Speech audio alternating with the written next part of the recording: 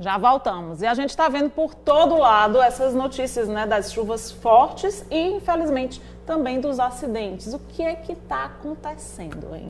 O que é que está acontecendo com o planeta? Será que essa pergunta é abrangente demais? Vamos conversar sobre isso com a nossa entrevistada, doutora em Desenvolvimento e Meio Ambiente, palestrante, escritora, professora...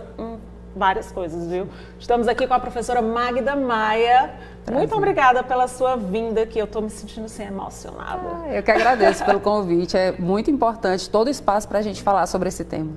Eu vi em alguns stories da professora esse questionamento, né? O nordestino, especialmente o cearense, quando está chovendo, quando está com esse céu, assim como a gente viu hoje, a gente diz, nossa, tá bonito, né? Tá bonito para chover, que bom, porque a gente já sofreu muito por conta da seca.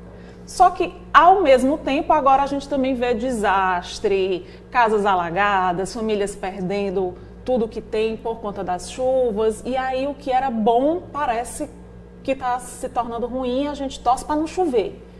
O que está acontecendo? Exatamente. Desde a década de 70, né, que os cientistas vêm alertando sobre a questão das mudanças climáticas, que agora se tornaram emergências climáticas.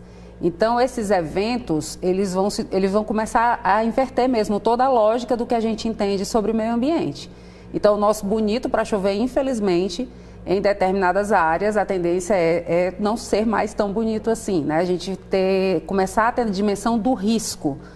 Porque as chuvas, dentro de um processo de mudanças climáticas, as chuvas são extremas. Esse é o problema, né? Então, qual é o nosso cenário? Vamos falar aqui do Ceará. Qual é o nosso cenário? Cidades altamente urbanizadas que não são preparadas para grandes chuvas nunca foram nem nas condições atuais. Imagine dentro das mudanças climáticas. No sertão, a gente é acostumado mais com seca. É provável que a gente vá ver outra realidade. Já estamos vendo, né? Já está acontecendo. Ou então secas ainda maiores do que essa última agora, que foram 8 anos de seca. Então, as mudanças climáticas, elas vão...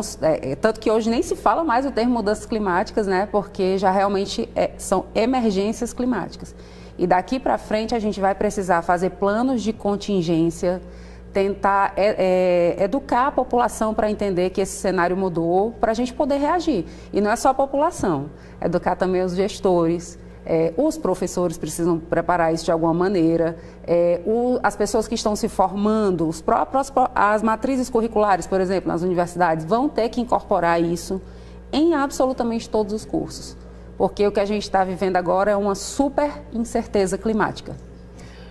Isso, com certeza, é uma consequência global, mas falando aqui, por exemplo, de Fortaleza, que a gente vê os alagamentos, ou até do estado mesmo, que a gente viu aquela cratera gigante. Meu Deus, eu fiquei até com medo de viajar, né? Quero agora na Semana Santa subir a serra, eu fiquei imaginando, Deus me livre, imaginando a cratera abrindo, as rochas da serra caindo. Porque é isso, sim, pode acontecer, né? Guaramiranga também foi inundada. Tem jeito ainda, porque a gente pensa, a cidade já foi feita, ela foi feita provavelmente com erros.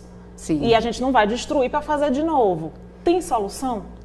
Olha, solução para grandes cidades, especificamente como Fortaleza, precisam passar por renaturalização.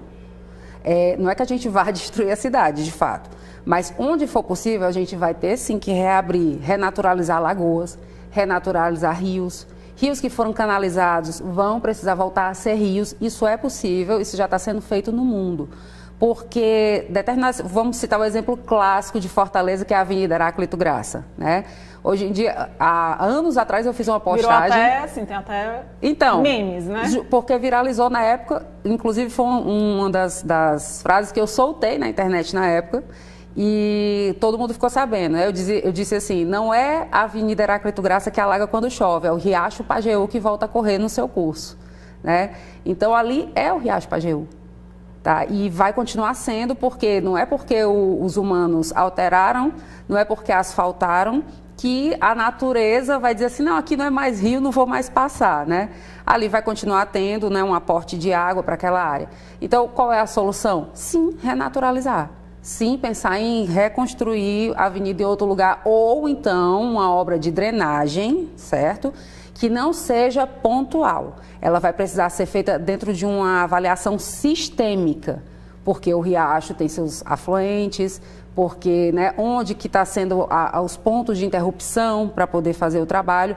É claro que o pessoal da engenharia, eles têm essa dimensão do que fazer, mas precisam incorporar pessoas da área ambiental nas suas equipes para entender melhor a dinâmica da natureza.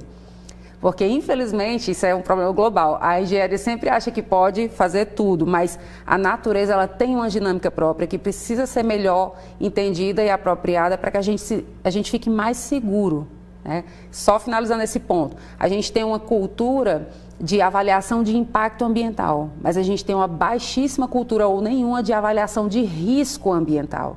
Que seria qual a diferença? Então, não é somente sobre o que nós fazemos no meio ambiente, o impacto que a gente causa no meio ambiente. Uma vez que a gente alterou esse meio ambiente, quais são os riscos que nós estamos trazendo para nós mesmos? Exatamente por conta da alteração da dinâmica, né? Não se pode achar que você canaliza um rio ou aterra uma lagoa e isso não vai ter uma consequência sistêmica.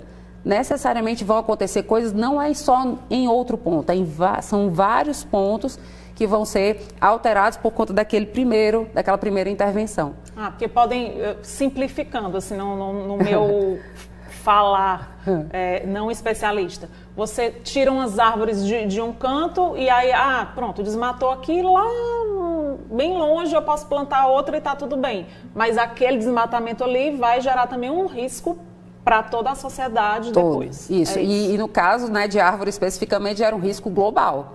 Porque cada árvore que a gente tira, a gente contribui para essas emergências climáticas. Então, essa tua colocação é perfeita. As repercussões são sempre sistêmicas, ou seja, vai englobar todo mundo. Ou seja, temos que mudar urgentemente. E é a mentalidade que precisa mudar. Professora, eu queria passar o programa inteiro só falando sobre isso, porque tem vários pontos, mas aí, quem sabe, depois, né, a gente converse mais. Mas eu queria que você falasse um pouquinho, que é uma novidade que pode ser uma solução sobre uma escola que você está lançando. Isso. É a Escola de Sustentabilidade 4.0. Eu trabalho com Sustentabilidade 4.0, que é justamente essa busca por uma mudança de mentalidade por meio da educação ecológica, não é educação ambiental, e por meio da inovação, que a gente trabalha na biomimética, né? Então, assim, não dá para explicar muito profundamente, mas basicamente a gente entender a natureza, tá, como uma grande mentora a partir de agora. Estudar mais profundamente essa natureza, quais são suas formas, quais são seus processos, o que ela tem de tão eficiente há 3,5 bilhões de anos, vivendo e prosperando e promovendo vida nesse planeta, que ela possa nos ensinar.